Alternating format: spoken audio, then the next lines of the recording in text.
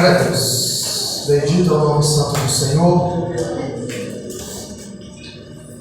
Nós estamos aqui numa série de mensagens a respeito de Daniel, a respeito dos exilados. E eu vou ler versículos, peço um pouquinho de paciência para os irmãos, a qual Deus tem falado nesse lugar. Fica atento, porque Deus tem falado nos mínimos detalhes. Daniel capítulo 2, verso 22. Vou ler rapidamente o versículo.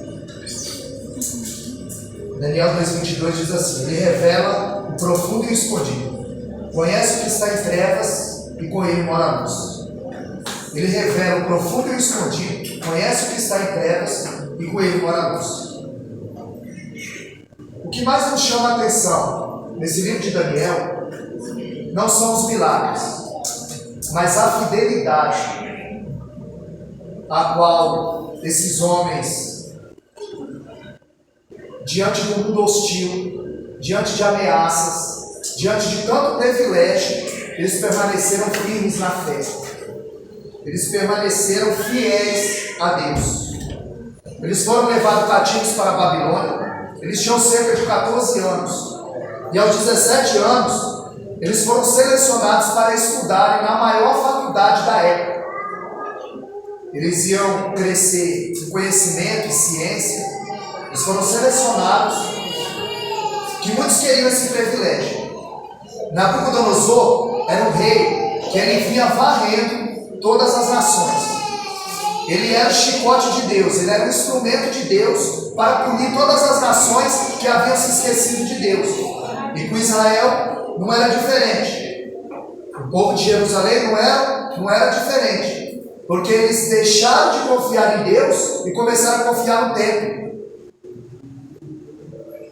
Segundo Crônicas 7,14, ele disse: o meu povo que se chama pelo meu nome, se humilhar, orar, buscar minha face, então eu ouvirei dos céus, perdoarei os seus pecados e sararei a sua terra. Agora os meus olhos estão abertos à oração desse lugar e os meus ouvidos atentos à oração desse lugar. Então eles disseram que o templo era onde se devia adorar. Tanto que a mulher samaritana pergunta: onde se deve adorar? No templo ou no monte? Jesus disse: não é no templo nem no monte, porque o Pai procura verdadeiros adoradores. Não é o lugar, é você. E eles tiraram a confiança de Deus e colocaram a confiança no templo. Eles achavam que pelo fato deles terem um templo, nenhum mal sucederia a eles. Isso é um ledo engano. Não é pelo fato de você estar na igreja que a tua vida vai mudar. Você só muda quando o Espírito Santo se apodera de você. Como se apoderou da vida do dia.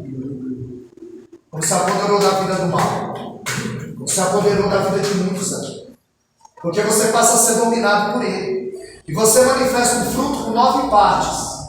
A mansidão, a benignidade, a bondade, a misericórdia, o domínio próprio, o autocontrole. Agora o Espírito Santo começa a controlar o que você bebe, o que você come, o que você ouve, o que você veste, o que você fala, os seus atos.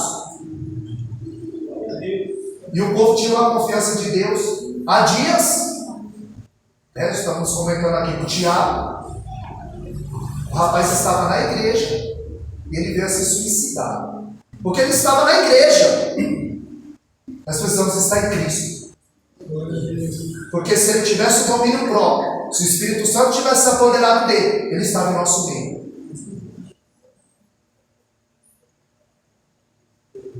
E esses homens, eles tiraram a confiança de Deus e colocaram a confiança no templo. É um perigo iminente usar a igreja de escudo. Porque você não é da igreja, você é de Cristo. Gálatas 2,20, o apóstolo Paulo disse: estou crucificado com Cristo, e não vivo mais eu, mas Cristo vive. E a vida que vivo, não a vivo na carne, mas no Filho de Deus. Então, quando o Espírito Santo se apodera da vida de uma pessoa, essa pessoa é dominada por ele. Então, quando começou o culto? Não foi às 19h30. Foi quando você abriu os olhos. Você não veio aqui para se encher. Você veio aqui para transbordar. Você se encheu do que durante o dia?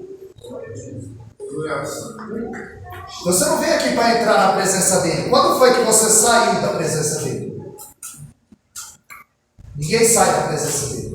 Você vive em culto. Você vive debaixo dos olhos do Senhor. Provérbios 15:3, a Bíblia diz que os olhos dele estão em todos os lugares, contemplando os bons e os maus. A Bíblia diz no Salmo 33:14 que da sua morada ele contempla todos os moradores da terra. Segundo Crônicas 16:9, diz que quando o Senhor, os seus olhos passam por toda a terra. Você pode esconder de todo mundo, mas o Senhor está te vendo. O Senhor sabe o que permeia no seu coração, o que perscruta no âmago, no recôndito da sua alma. Porque existe um que nos sonda nessa noite. Igreja, irmão, que só cresce para o lado. A numerofobia. Nós precisamos crescer em conhecimento, em graça, em profundidade. Porque o conhecimento nos leva ao sucesso em todo segmento da vida. E de forma gradativa vai moldando o seu caráter.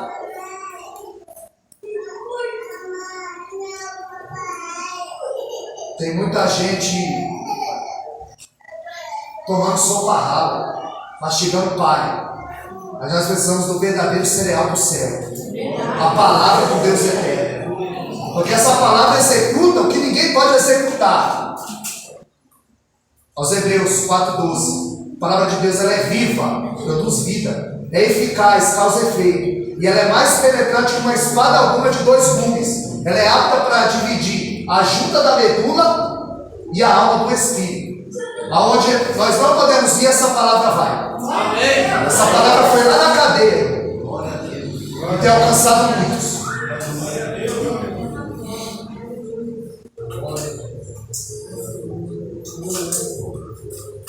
Você não veio aqui ouvir o que você queria e nem eu vou falar o que eu quero. Você veio aqui ouvir o que Deus quer falar e o que você precisa ouvir. Porque a palavra não precisa ser pregada. Eu não posso vir aqui e contar história, o que está acontecendo, o que aconteceu. Não. É a palavra. Não é o que eu acho, não é o que eu penso, é o que está escrito. Porque o pregador ele é como um exímio flecheiro. Ele não pode errar o alvo. E Deus nos garante na sua palavra, Isaías 55:11, que ela não volta vazia. Em Jeremias 1:12, ele vela para que ela se cumpra. A palavra precisa ser pregada. Daniel ele tinha tudo para se corromper, para abandonar a fé. Ele chegou lá como escravo. Agora, ele foi selecionado, ele estaria na melhor faculdade. Ele estaria convivendo com o alto escalão do palácio. Nabucodonosor era o homem mais poderoso da terra. Mas Daniel, mesmo ele sendo bombardeado, como nós somos todos os dias, ele não se dobrou diante do pecado. Ele permaneceu firme. Porque Daniel viu o que ninguém viu. Porque Daniel ele não transigia com os absolutos. Ele não naufragou na fé. Ele não descarrilou, como muitos têm descarrilado. Muita gente começa bem e termina mal. Muita gente começa mal e termina bem. Mas Daniel delineou. Ele manteve, ele não tinha mancha. Ele era um homem de caráter ilibado, não tinha mancha, não tinha mágoa. Moisés, Abraão, todos. Mas Daniel não. Daniel foi um homem de caráter ímpar. Daniel não é do tipo de que chama Deus de paizinho. Só tem intimidade na verbalização, na glossária, na fonética. Mas o seu coração está longe de Deus. E Deus disse em Isaías 29:13: esse povo se aproxima de mim com os lábios, mas o seu coração está longe de mim. Nós precisamos se aproximar do Senhor de coração inteiro, sem parcialidade. Porque Deus também não quer. Isso nós temos que entender a versatilidade da palavra coração. Ora na Bíblia coração é a mente, ora é o centro da alma, ora é o próprio coração que bate, ora é o cérebro. Porque Deus não é açougueiro, Ele não quer o seu coração. Ele quer a sua alma, o seu corpo, o seu pensamento, o seu espírito. Daniel viu que ninguém viu, que aquela comida, as iguarias que ele ia comer, eram oferecidas aos ídolos.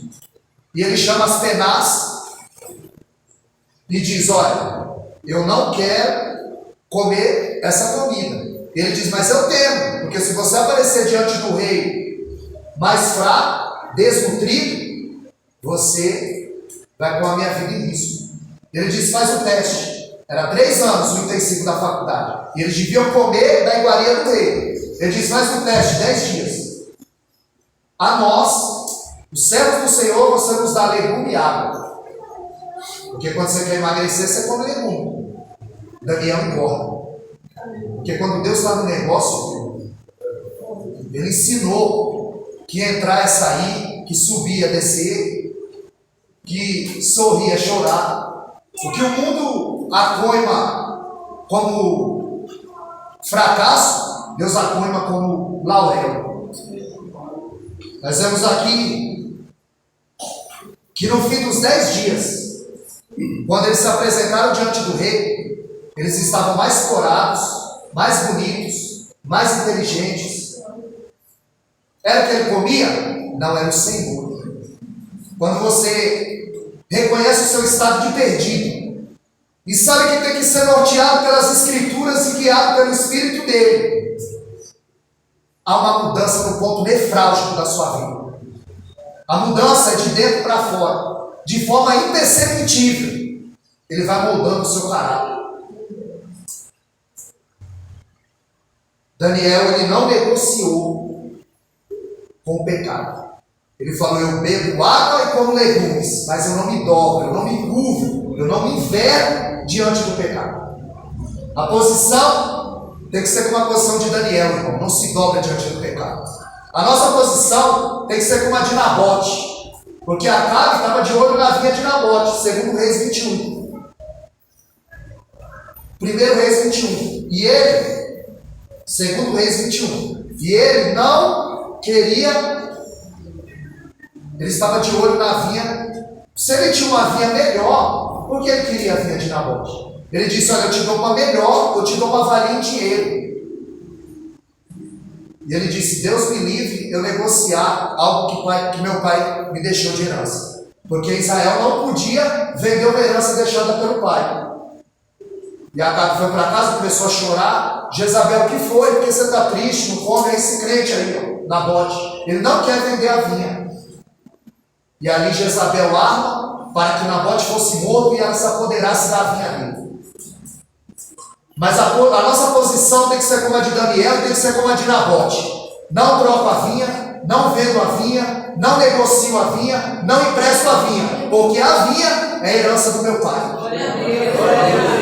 Acabe é o adversário da minha e da tua alma.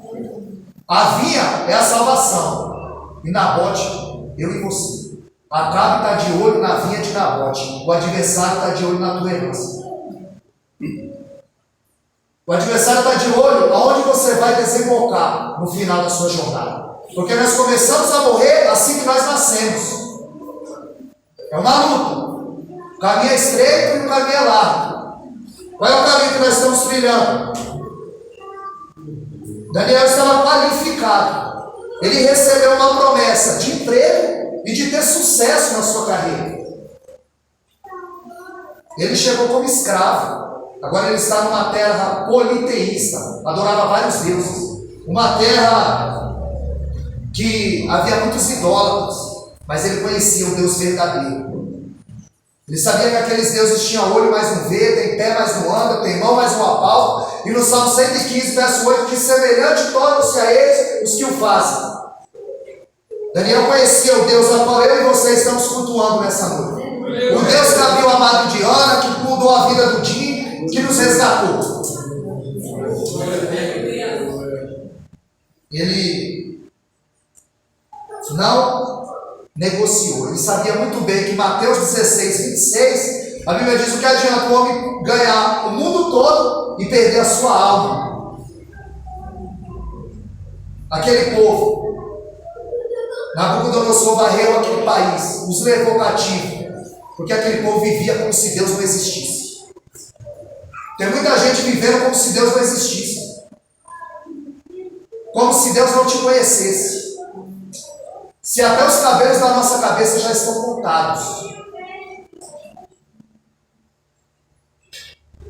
Daniel, ele não negociou. Quando nós lemos Mateus 5,29, ele disse: se o teu olho te escandalizar, arranque e lance fora. Se o teu pé te escandalizar, arranque e lance fora. Se a tua mão te escandalizar, arranque e lance fora. É melhor você entrar caolho, cego, é melhor você entrar aleijado, é melhor você entrar manco do que você ficar fora do reino dos céus. Esse texto não é literal. Nós temos que entender as três linguagens da Bíblia: figurativa, parabólica e literal. Aqui é figurativo. Ele está dizendo: se o teu olho te escandalizar, vai para o fora. O texto está dizendo o que você anda olhando. O teu pé, aonde você tem ido, aonde você tem pisado. A tua mão, aonde você tem pegado.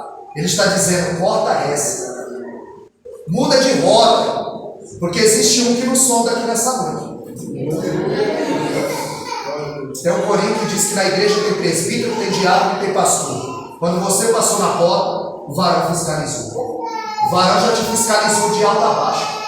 Ele já sabe. Em João 6,37, todo aquele que vem a mim, de maneira nenhuma lançarei fora. Lucas 10,2, grande é a seara, mas poucos são os ceifeiros. Tem lugar para você na seara.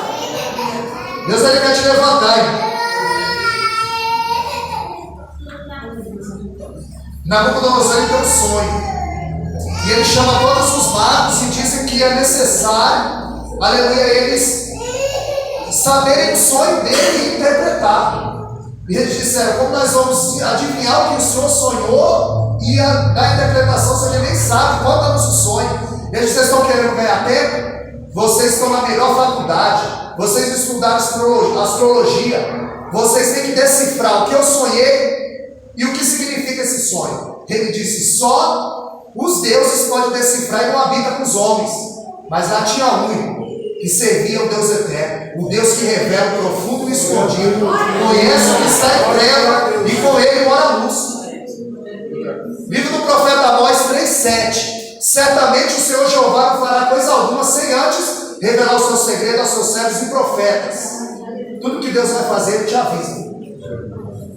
Sonho, profeta, palavra, louvor, você só fala com ele de um jeito: a oração. É ligação direta. Daniel, ele fala: olha, eu quero uma audiência com o rei. E ele vai, pede um dia, chama seus amigos Misael, Azarias e Ananias e diz: vamos orar, porque Deus precisa me revelar um mistério. Você é assim? Você age por emoção? Você consulta Deus? 19,2 de Provérbios diz que quem se precipita, peca. E quando ele ora, Deus revela o profundo e o escondido. E quando Daniel chega, conta qual foi o sonho e dá a sua interpretação. E diz que ele sonhou com uma estátua de ouro, uma estátua que a cabeça era de ouro, o peito e os braços eram de ferro, a coxa de bronze e as pernas de ferro. O peito e os braços de prata, e a coxa de bronze e as pernas de ferro. Que o reino que sucederia a ele iria se desmoronando, seria mais fraco. E o rei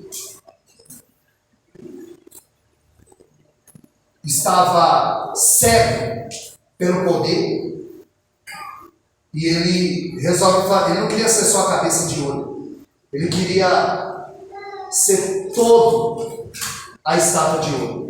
Não bastava ele ser o homem mais poderoso da terra, não bastava ele ser rei dos reis, ele queria ser adorado como Deus. Tem muita gente que quer ser adorado como Deus, que quer ser paparicado. E quando aqueles homens não negociam, também não se dobram, a sentença era uma fornalha, 7 vezes aquecida. E quando aqueles homens eles são lançados dentro da fornalha. Quando o rei, aqueles que o jogaram já foram consumidos pelo fogo. E quando o rei coloca o seu rosto na fornalha, ele diz: não lançamos 3 homens na fornalha, mas eu vejo 4 homens passeando pelo fogo. O 4 homem da fornalha está aqui nessa noite. Porque quando Deus não está, o fogo consome, mas quando Deus está, o fogo purifica. O Senhor trouxe aqui para purificar a tua alma nessa hora. Aqui tem fogo de Deus para te purificar, irmão, para queimar todo o teu pecado, todo o entulho do pecado. Candará súbia, alabasuide, candará xemiandarábia, alabastébia. O Senhor tem falado neste lugar. Abre bem os teus ouvidos, porque o Senhor tem falado desde o início aqui. Porque você pode não ter uma outra oportunidade como essa, qual o Senhor está te concedendo nessa noite. Eu posso não ter uma outra oportunidade como essa. Salmo 3, verso 5. Deitei, dormi, acordei, porque o Senhor me sustentou. Porque você dorme, nem sabe se vai acordar. Permissão dele. E se você abrir o olho, começou o culto. E o rei teve outro sonho. Uma árvore grande, a qual os animais usavam sua sombra, as aves faziam ninho, davam muitos frutos, e essa árvore foi cortada. E ele chama todos os magos de novo, mas não tem coragem de chamar o Daniel. Porque Daniel não tem brincadeira, ele não conta história, ele fala que Deus mandou.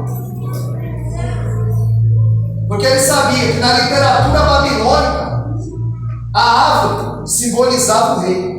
E ele viu que aquela árvore havia sido cortada.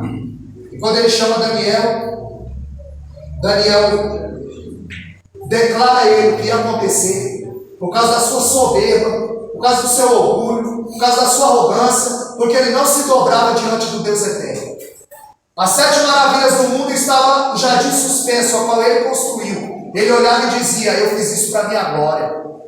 O meu braço fez tudo isso. Eu sou o cara. E esse rei foi humilhado.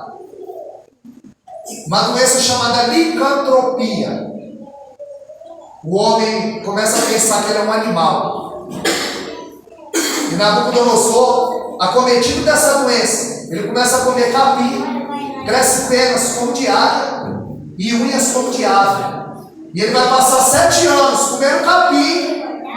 Ele vai passar 7 anos vivendo como um animal, comendo lixo, porque ele não dá crédito. Ele não dá crédito na palavra do Deus eterno. Porque nós não estamos aqui brincando de ser crente, não. Eu te chamo aqui foi para tratar com a tua alma. Foi para tratar o mais íntimo do seu ser. Para tirar a venda dos teus olhos. Aleluia. Glória a Deus. Louvado seja o nome do Senhor. Tem gente que tem que passar por muita coisa, irmão. É fornalha, é cova, comer lixo, para reconhecer, para ter encontro com ele. Porque quando vai tudo bem, né? Mas ele não é band-aid para você procurá-lo só quando você se machuca. Não é muleta. E agora, as pessoas querem tirar Daniel, querem derrubar Daniel, porque Daniel conseguiu galgar. No capítulo 1 ele chegou como cativo, escravo. Mas no capítulo 2 ele estava entre os sábios. No capítulo 3 ele estava entre os conselheiros do rei. No capítulo 4 ele estava entre os 120 governadores. No capítulo 5 ele estava entre os 3 que governavam os 120. E no capítulo 6 ele é o presidente que manda nos 2 que manda nos 120. Porque quando você honra a Deus, aí Deus começa a te honrar. Você começa a galgar. Primeiramente no espiritual. Porque antes de acontecer no físico, tem uma estrutura montada no espiritual. O que acontece com você no físico, já estava acontecendo no espiritual. E o que você está fazendo? Quer seja bem, quer seja mal. O mundo espiritual, irmão, ele é tão real quanto estamos nos vendo. Paulo, segundo os Coríntios 12, ele falou que o mundo espiritual era tão real que ele falou: eu conheço o homem, eu não sei se no corpo ou fora dele, que era muito real. E eu fui ao terceiro céu e ouvi palavras inefáveis que ao homem não é lícito falar. Ele não sabia se estava no corpo ou fora dele. E aqueles homens queriam derrubar Daniel, tiraram de lá, e o rei fez o decreto. Esses homens persuadiram o rei para que fizesse o decreto, que ninguém podia orar a outro Deus a não ser o rei. E quando o rei selou no seu anel, não podia mais revogar. Mas Daniel era crente, o homem que não se dobra diante da adversidade. Porque o grande desafio da fé é você crer, sem ver, sem ouvir, sem experimentar, e ainda dando tudo errado. Você continuar crendo. E eles fizeram esse decreto, mas ali foi a verdadeira cova de Daniel, não foi a dos leões, foi o seu quarto. Quando veio o decreto que ele não podia orar, ele abriu a janela, ele não mudou o conteúdo da oração, ele não mudou a postura, ele continuou orando 3 vezes ao dia ao Deus eterno. E aqueles homens disseram: rei, ele é desacatou, infiel, insubmisso, ele vai para a cova. Mas quando o crente está na cova, o leão tem que jejuar. Porque Daniel andava em espírito. Agora, se ele fosse um crente carnal, um crente cru, que o adversário adora um crente cru, viu? O leão não come carne assada, não, é cru. Daniel não cheirava carne, cheirava espírito. Daniel, pode fazer sofá de leão, cama de leão, travesseiro de leão, porque eu estou com você nessa cova. Você não morre nessa cova. Porque a mão poderosa de Deus vai te tirar, vai te trazer, vai firmar os teus passos. Eles eram homens fiéis, eles não negavam a verdade. Eu vou encerrar para não cansar os irmãos. Se o pastor quiser, pode soltar aqui. Homens fiéis que não negociavam a verdade. Atos capítulo 1, verso 8. E sereis as minhas testemunhas, tanto em Jerusalém, Samaria, até os confins da terra. Essa palavra, sereis as minhas testemunhas, no grego, é martírio. É morrer pela causa. É entregar a sua vida em prol do Evangelho. Porque aqui, irmão, isso aqui é mamão com açúcar. A gente tem toda essa liberdade de adorar, de ler a Bíblia, de exaltar o nome santo do Senhor. Agora, lá na janela 30x40, chamada cortina de ferro, onde o Evangelho não entra, e se você for pego com Bíblia, você é decapitado. Se você confessar o nome de Jesus, você é morto. Se você pregar o Evangelho, é sentença de morte. E aqui, a pergunta é: você quer receber Jesus na sua vida? Sabe qual é a pergunta lá? Você está disposto a morrer por Jesus? Porque esses homens, eles foram fiéis até a morte. Apocalipse 6:9, ele diz: eu vi debaixo do altar as almas dos que foram degolados pelo sangue de Cristo, pelo testemunho da palavra. Eles, quando o soldado romano chegava e ele dizia: César é o seu Quírios, César é o seu Senhor, Nero é o seu Quírios, Nero é o seu Senhor. Se ele dissesse: não, Jesus é o meu Senhor, sabe o que ele ganhava?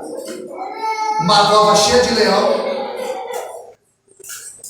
o anfiteatro lotado, com os leões esparmados, deixava os leões alguns dias sem comer, para que quando os crentes fossem lançados na arena, era um espetáculo para o povo romano, ver eles serem dilacerados na boca do leão.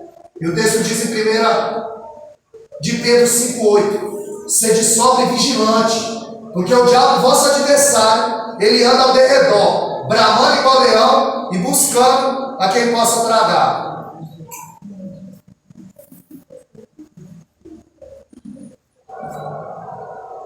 Quando ele dizia César o seu Quírios, ele assinava a sentença de morte. Ele ganhava uma cova cheia de leão. Ele ganhava uma fornalha 7 vezes aquecida.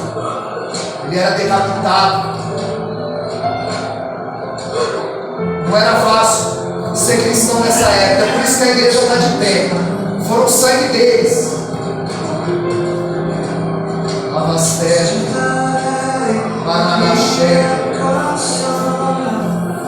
muitos derramaram seu sangue, irmão, para que nós pudéssemos estar aqui hoje. Mas Ele, que verteu seu sangue na cruz, por mim e por você, para nos dar vida e vida em abundância. Porque quem não conhece Jesus não sabe o que é a plenitude da vida, não sabe o que é a alegria. O mundo está caído, mas você está em paz. Agora essas pessoas, elas sabiam para onde elas estavam indo. E você sabe para onde você está indo? Se você morre agora, qual é o teu destino? Só tem dois caminhos, irmão, é céu ou inferno. Não tem meio termo. Agora ele é teu advogado, mas pós-morte ele é o teu juiz. Ser crente no Império Romano era sinal atestado de obra. Eles morriam adorando. Eles viam a morte de perto, mas eles não se dobravam diante do pecado. Eles não negavam o nome de Jesus. Não faltou cruz, faltou madeira para crucificar os crentes. Porque no anfiteatro os crentes eram lançados. Esses leões estavam há dias sem comer, para dilacerar com pão duro os cristãos, aqueles que confessavam o nome de Jesus. Em muitos países você não anda livremente com a Bíblia, você não faz culto assim. Você não tem a liberdade de professar o nome do Senhor.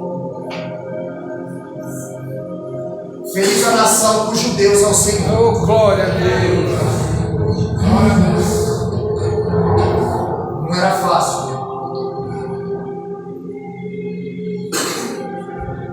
Muitos perderam a sua vida porque sabiam para onde estavam. Não negociavam com o pecado. Esses animais, esses leões, essas leoas esfaimadas, Deus fechou a boca desses leões dentro da cova. Qual é o leão que tem rugido na sua vida? Deus é poderoso para fechar a boca desse leão. Deus é poderoso para fazer muito mais do que você pensa ou pede. Esses homens, eles eram lançados na arena, no anfiteatro, no coliseu. Era um espetáculo para os humanos ver os crentes morrerem pela sua fé. Faltou madeira para fazer cruz para crucificar os crentes. Ele amarrava os crentes em poste, lançava piche e ateava fogo. Iluminava as ruas de Roma, pondo fogo em crente. Enquanto ele, vestido de ator, dedilhava sua harpa, sua lira, vendo a cidade pegar fogo. Os cristãos entregaram a sua vida. E aqui a gente tem toda essa facilidade. E quando alguém te convida aí à igreja, mas é longe, eu estou cansado, mas a praia é perto, o shopping é perto, a gente tem disposição, mas quando é para Deus, tudo é dificultoso. E essas pessoas entregaram a sua vida para que hoje a igreja estivesse no pé, para que o nome do Senhor fosse glorificado, pregado nesse lugar. Agora ele resgatou o Tino, o normal, eu, porque para quem não sabe, foi 28 anos clausurado na droga. Mas o Senhor, com mão forte, me tirou. Muitos aqui, ó, disseram: é cadeia ou cemitério? Aqui estou, porque o Senhor me chama. Glória a Deus,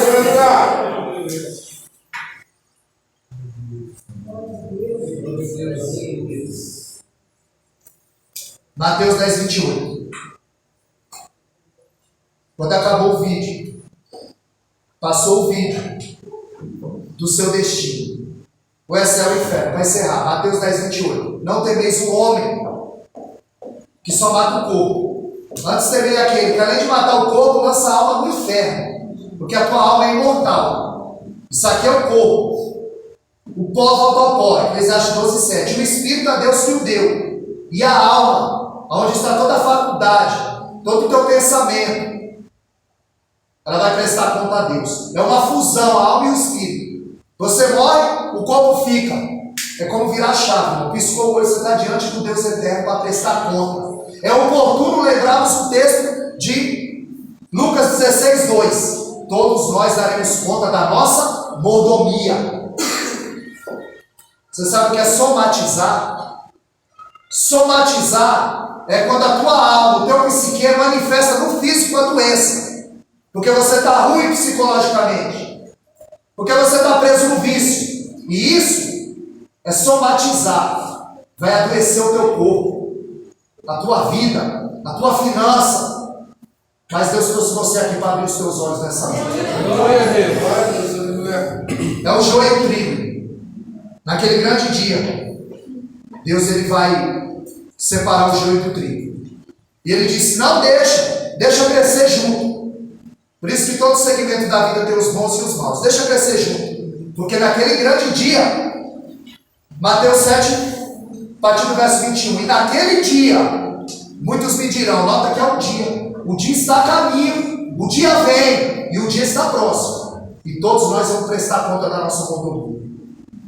E ele diz que vai separar o joio do trigo, a ovelha dos bodes. O joio e o trigo são iguais na plantação. O joio é veneno, o trigo é alimento. Quando o trigo é amassado, ele produz pão. E quando o joio é amassado, ele produz veneno. Quando eu e você somos amassados, aí nós revelamos o que tem dentro. Trigo ou veneno? Qual é o caminho que nós estamos querendo trilhar? O inferno não é atraente, mas os caminhos que desembocam no inferno são pecado. Esse caminho que te leva ao inferno, ele te atrai, ele te seduz, ele te domina, ele te engana e ele te mata. Espiritualmente, fisicamente e eternamente. Tem 3 tipos de morte, tá? Não é só isso aqui não. Você está preso nessa dimensão por esse corpo. Mas quando esse corpo morre, você está diante do Deus eterno e vai dizer: era tudo verdade. É por isso que aquela palavra ardia no meu coração. Para encerrar, Deus ele tem vida abundante para você. Glória a Deus. É vida abundante. Deuteronômio 30, 19, ele diz: eu tomo a lua e o sol como testemunha, e ponho diante de ti a vida e a morte. Escolhe, pois, a vida para que vivas tu e a tua semente. E Jesus não é mercadoria, viu, irmão? Quer Jesus? Quer Jesus? Na verdade é ele que me aceitou. Porque o ruim da história era ele. Você não aceita Jesus, ele que te aceita. Verdade. Porque o ruim da história somos nós. Você não encontrou Jesus. Jesus o encontrou. Porque o perdido era você, não era ele. Vou perguntar uma vez. Se tem alguém aqui nessa noite que quer receber Jesus como Senhor e Salvador da sua alma, entregar os caminhos a Ele, para que Ele venha moldar o teu caráter, Ele venha dirigir a sua finança, o seu físico, o seu espiritual, e deixar Deus tomar a sua vida, as rédeas da sua vida. Tem alguém aqui nessa noite que quer receber Jesus na sua vida como o único Senhor e Salvador da sua alma, esse Deus que agiu na vida do dia, que abriu a madre de Ana, que me tirou das drogas, que tirou o irmão Paulo, que tirou os irmãos ali, aleluia, do submundo. Tem alguém aqui nessa noite que quer receber o Senhor Jesus? Dá um sinal com a sua mão, você vem aqui à frente, confessa, que o texto é claro. Romanos 10, 9, se confessares com a tua boca, teu coração creres que Jesus ressuscitou dos mortos, será salvo. E a promessa é salvo tu e a tua casa. Não tem ninguém? Que Deus abençoe a todos. Que Deus ele venha abençoar cada um de uma forma especial. Que Ele venha se revelar a você a cada dia. E a senhora agradeço a oportunidade. Aleluia, Deus!